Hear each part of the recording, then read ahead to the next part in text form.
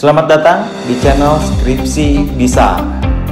Bagi kalian yang saat ini sedang mendengarkan atau menonton video ini, semoga kalian selalu sehat dan selalu diberikan kelancaran atas segala urusan dan pekerjaan-pekerjaan kalian. Bagi mahasiswa yang mungkin saat ini sedang berjuang untuk menyelesaikan tugas akhir menuju sarjana, semoga dilancarkan dan semoga cepat selesai. Kembali lagi bersama saya di segmen monolog podcast. Kali ini kita akan berbincang mengenai hal-hal yang berhubungan dengan pengerjaan skripsi. Berbicara mengenai dosen pembimbing, tentu akan ada cerita tersendiri masing-masing mahasiswa. Ada mahasiswa yang dapat dosen pembimbing yang killer, ada yang mendapatkan dosen pembimbing cuek ya. Ada yang mendapatkan dosen pembimbing yang baik menurut dia gitu ya. Dan berbagai macam karakter itu tentu hal yang biasa karena setiap orang mempunyai karakter yang berbeda-beda. Yang jadi masalah adalah ketika kita tidak bisa menyesuaikan dengan karakter pembimbing kita, sehingga itu yang akan menghambat saat proses bimbingan skripsi. Ya, seperti di materi-materi sebelumnya saya sampaikan bahwa kita harus menyesuaikan diri kita dengan karakter dosen pembimbing kita. Nah, banyak sekali bahasan-bahasan yang saya bahas dilihat dari sisi mahasiswa terhadap dosen pembimbing. Kali ini saya akan balik pembahasannya, yaitu membicarakan pembimbing. Jadi mahasiswa pun harus tahu bagaimana perasaan atau upaya dosen pembimbing saat membimbing teman-teman semua. Nah, agar balance semuanya dan agar ada saling mengerti antara dosen pembimbing dan mahasiswa. Sebetulnya saat proses bimbingan, yang diajarkan kepada mahasiswa bimbingan dosen tersebut itu tidak hanya bagaimana mahasiswa paham mengenai penelitian dia dan bagaimana skripsinya selesai. Ternyata tidak hanya hal itu yang diberikan pembimbing kepada mahasiswa. Banyak hal yang bisa diberikan pembimbing kepada mahasiswa. Pertama, mahasiswa akan dilatih mentalnya. Kedua, mahasiswa akan dilatih ketaatannya dan disiplinnya. Dan yang ketiga, mahasiswa akan dilatih proaktif untuk mencari sesuatu yang memang bisa membuat dia mengerti sendiri. Tentu ini menjadi pelajaran berharga bagi mahasiswa ya. Jadi tidak hanya sekedar bagaimana selesai skripsi, tapi bagaimana membentuk karakter mahasiswa. Di sana dosen pembimbing tahu etikanya seperti apa mahasiswa. Dan saat proses bimbingan, mahasiswa akan belajar beretika, bagaimana menghubungi dosen, bagaimana menghargai waktu, dan lain sebagainya. Dan mahasiswa akan berlatih disiplin terhadap deadline-deadline yang sudah disediakan. Kapan harus sidang, kapan harus selesai bab 1, kapan harus revisi. Jadi banyak hal yang bisa diambil oleh mahasiswa saat proses bimbingan. Nah, lantas kalau lihat dari sisi pembimbing, tidak ada pembimbing yang mau atau menjerumuskan mahasiswanya untuk tidak selesai tepat waktu. Semuanya ada target. Pembimbing ada target meluluskan mahasiswa bimbingannya. Mahasiswa ada target menyelesaikan skripsi dan lulus, dan itu akan saling berkesinambungan. Jadi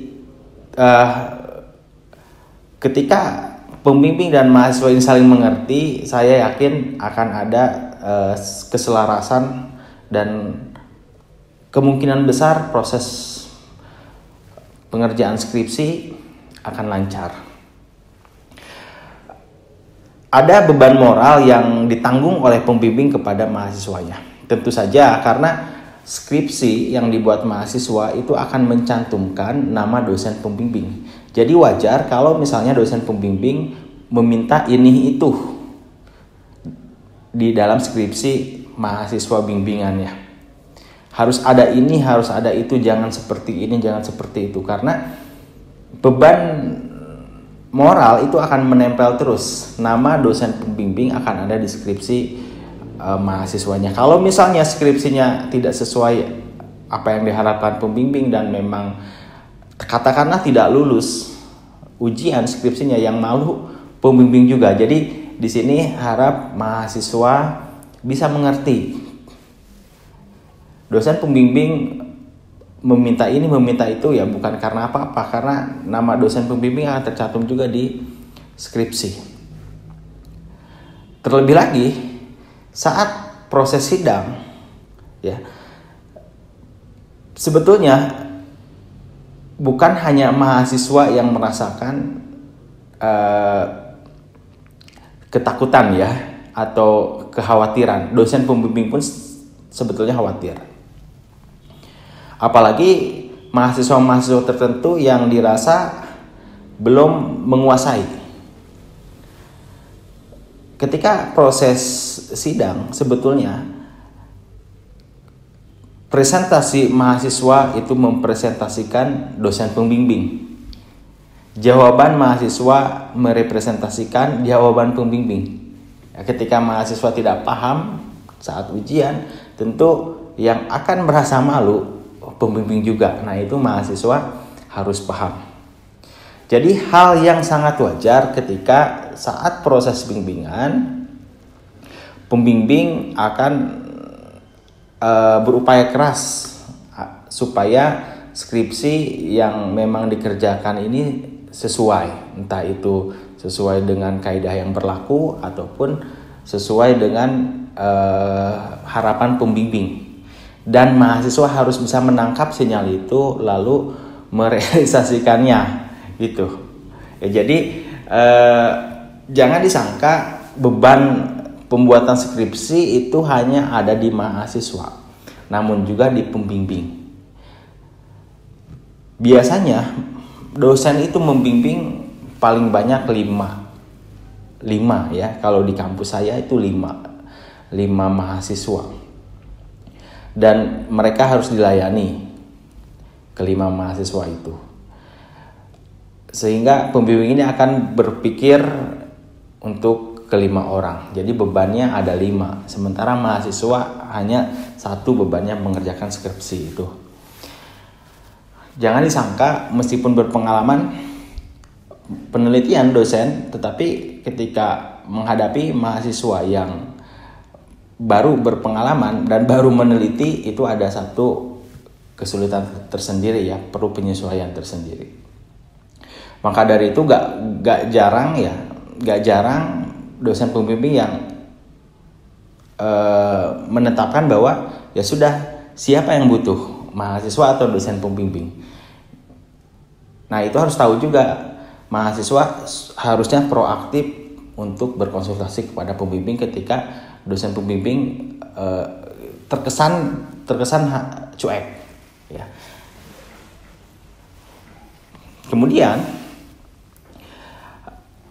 beban lain pun di selain bimbingan itu banyak sekali dosen itu, entah itu mengajar ataupun kegiatan-kegiatan struktural di dalam kampusnya itu sendiri, apalagi kalau dosennya mempunyai satu jabatan di kampus ataupun di luar kampus, sehingga ini perlu dimengerti oleh mahasiswa ya. Terkadang ini yang sering saya alami, yang mengejar-ngejar untuk segera menyelesaikan skripsi itu bukan mahasiswa tapi dosen pembimbingnya. Itu ada aja ya. Kalian kalau mendapatkan dosen pembimbing seperti itu harus merasa bersyukur. Karena jarang sekali dosen yang peduli sampai seperti itu ya. Kepedulian dosen biasanya tidak diungkapkan. Mereka hanya ingin tahu bagaimana proaktif kalian untuk menyelesaikan skripsi. Selesai syukur, gak selesai gak apa-apa. Bukan berarti dosen itu tidak peduli, tetapi hanya ingin melatih kalian saja. Nah, ketika mendapatkan dosen yang ngejar-ngejar mahasiswa, justru harus bersyukur. Di tengah kesibukan dosen, dia masih mau mengingatkan mahasiswanya. Nah, Oleh karena itu, mahasiswa dituntut untuk menghargai waktu dosen. Ketika diberi waktu untuk bimbingan jam sekian, ya upayakan datang tepat waktu atau misalnya udah datang sebelumnya. Walaupun ujung-ujungnya kadang dosen datang telat atau bahkan di cancel, itu gak masalah. Itu jangan dijadikan satu masalah. Harus saling mengerti, ya, karena masing-masing antara mahasiswa dan dosen pembimbing harus punya chemistry ya saat bimbingan, sehingga saling mengerti itu ada antara mahasiswa dan dosen pembimbing. Nah, jadi harapannya adalah mahasiswa harus mengerti keadaan pembimbing, kemudian pembimbing punya tanggung jawab moral. Dibawa sampai kalian sidang nama pembimbing itu. Ketika memang kalian katakanlah gagal dalam sidang skripsi, penguji itu pasti lihat pembimbingnya siapa gitu. Nah, jadi pembimbing akan berupaya keras bagaimana saat proses pembuatan skripsi ini minimal meminimalisir kemungkinan-kemungkinan seperti itu ya. Atau setidaknya kalian paham 80-90% meskipun secara utuh tidak sempurna, karena tidak ada sesuatu yang sempurna. Pasti setelah lolos di dosen pembimbing skripsi itu pasti ada aja yang memang akan diperbaiki saat ujian ya. Nah, kalau misalnya kalian bisa kooperatif dalam proses bimbingan dengan pembimbing dan kalian bisa mengerti, ini akan lancar proses skripsi kalian. Saya pernah ya beberapa kali membimbing mahasiswa. Saat proses bimbingan, saya termasuk dosen yang proaktif mengingatkan mahasiswa. Tapi dengan catatan mahasiswa yang mau belajar. Ketika saya dapat mahasiswa yang memang tidak mau belajar dan tidak mau berupaya, saya pasti cuek ke orang tersebut. Tapi ketika ada mahasiswa yang proaktif, meskipun secara akademis kurang, pasti akan saya upayakan bantu dia. Jadi intinya, apakah ada kemauan untuk menyelesaikan skripsi? Sekalipun orang itu pintar, kalau tidak ada kemauan, saya lebih memilih cuek kepada orang tersebut. Beda kalau misalnya taruhlah secara akademis kurang tapi dia proaktif dan mau berusaha, justru itu yang lebih diperhatikan. Nah, ini kalau saya pribadi. Bahkan kalau misalnya mahasiswa saya tagih misalnya bab 1 atau bab 2 atau revisi, mereka tidak respon, saya akan lebih tidak respon nantinya. Karena kebiasaan kalau misalnya di ujung-ujung tuh ya, di ujung-ujung deadline, mereka akan ngejar-ngejar pembimbing. Tapi ketika deadline-nya masih lama, meskipun pembimbing ngejar, mereka akan jaga jarak ya, mundur, ngejauh. Nah, ketika udah waktunya mepet, dia akan berupaya. Sementara yang perlu kalian tahu adalah dosen pembimbing pun manusia. Jadi gak bisa dipepet-pepet, apalagi pas mepet satu bundle skripsi disodorkan kepada pembimbing. Nah, itu jangan sampai seperti itu ya. Ini kebiasaan mahasiswa ya, ada aja seperti itu. Ketika waktunya deadline mepet, dia akan berupaya mengejar pembimbing. Ketika pembimbing yang ngejauh, seolah-olah yang salah pembimbing. Tapi ketika memang waktunya masih panjang, pembimbing mengingatkan dari awal, mahasiswanya ngejauh. Nah, ini fenomena aneh sekali bagi saya ya. Dan heran kenapa ada aja mahasiswa yang seperti itu. Nah, terbayang kalau misalnya dosen pembimbing sengaja menjauh saat itu karena untuk memberikan pelajaran kepada kalian. Ya mau gak mau harus diterima kan. Karena di awal-awal kalian sudah menolak, tapi ketika misalnya kebutuhan itu ada di posisi kalian ngejar. Nah, ini termasuk attitude yang kurang pantas. Jadi kalau ada yang mahasiswa seperti itu, harap evaluasi diri. Ya.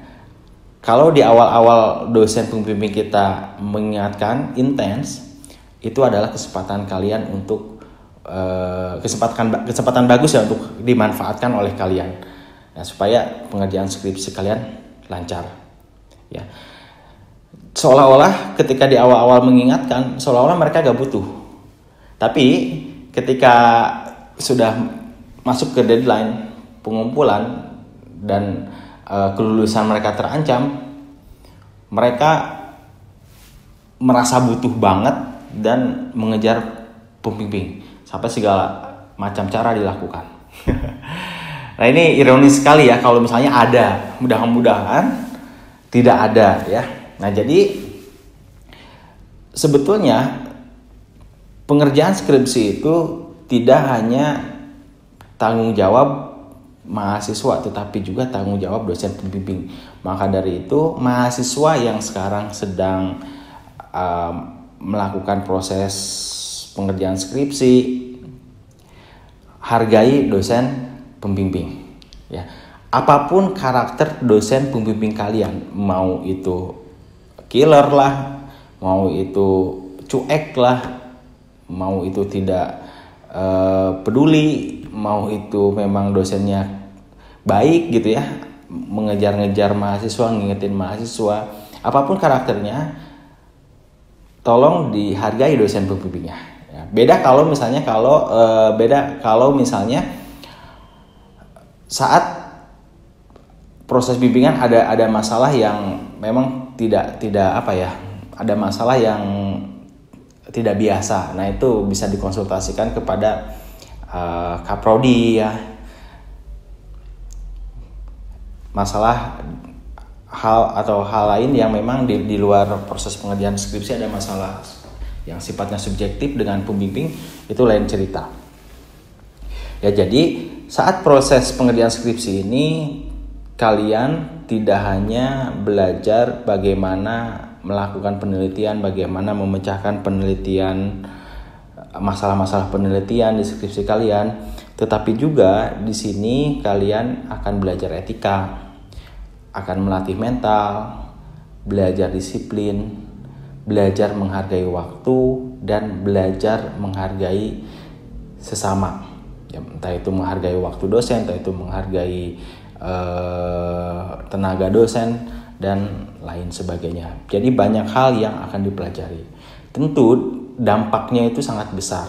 Ya, dampak saat proses pengerjaan skripsi ini akan sangat besar bagi kehidupan kalian. Meskipun secara tidak langsung skripsi kalian dampaknya nggak terlihat, tetapi proses pembentukannya itu akan berdampak entah itu ke dunia kerja atau di kehidupan kalian ya di masyarakat.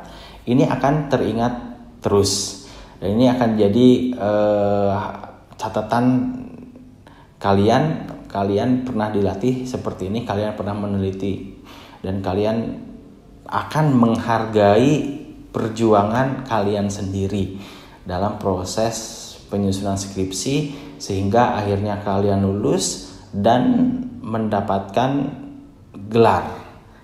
Dan gelar itu pun saat kalian mendapat gelar tentu bukan hal yang harus dirayakan sesaat, tetapi juga itu adalah tanggung jawab